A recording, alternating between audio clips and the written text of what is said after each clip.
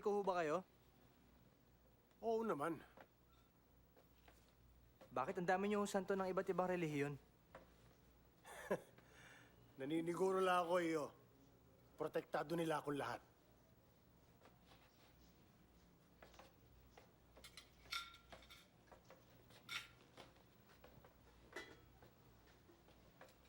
Oh, maupo kayo dyan. Upo kayo. Salamat ho. Mang Dante, kailan po ho kayo naging interesado sa mga multo at espiritu? Mula nung napanaginipan ko ang trahedyang ikinamatay ng kapatid ko.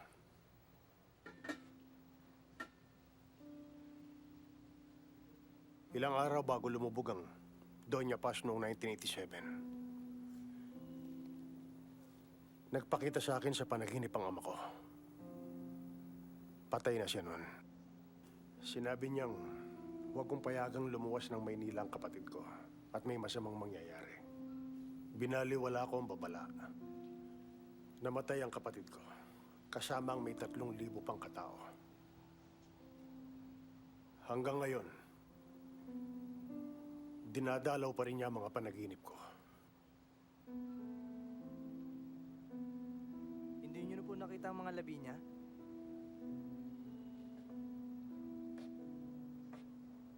Hindi na.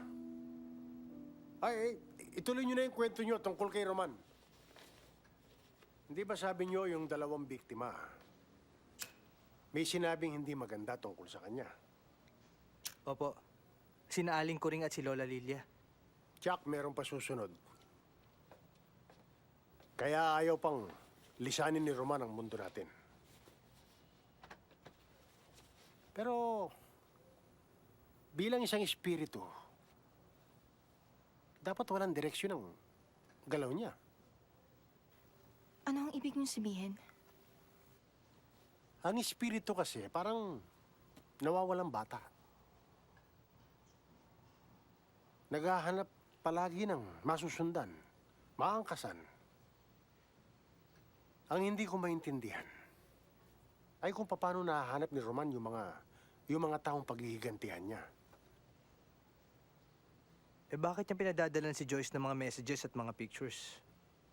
Nananakot lang. Alam ba ninyo yung mga katutubong tribo? Hindi sila naniniwala sa agham at teknolohiya. Takot silang magpakuha ng retrato nung madiskubre sila. Ang paniwala nila pag kinukuha ng litrato, para bang ninanakaw yung kanilang kaluluwa. Para saan ho yan? Oh, remembrance lang. Hindi mo ba alam na maganda ka, iya? Alam mo, hindi lang pananakot ang ginagawa ni Roman Ipinapahiwatig din niya na may kapangyarihan siya sa kabila ng kamatayan. At ipinahihiwatig niya na pag-aari niya si Joyce.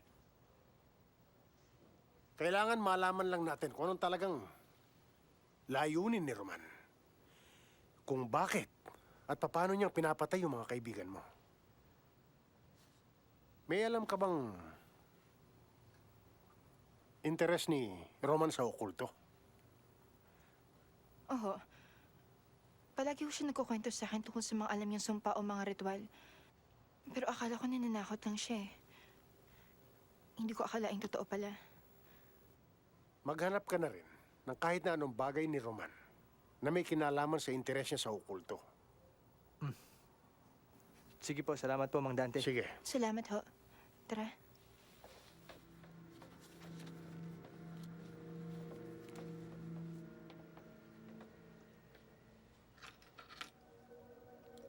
Ano po ito? Galing pa ng Afrika yan. Panlaban sa mga masamang espiritu. 300 pesos. Pero para sa'yo, 250 na lang.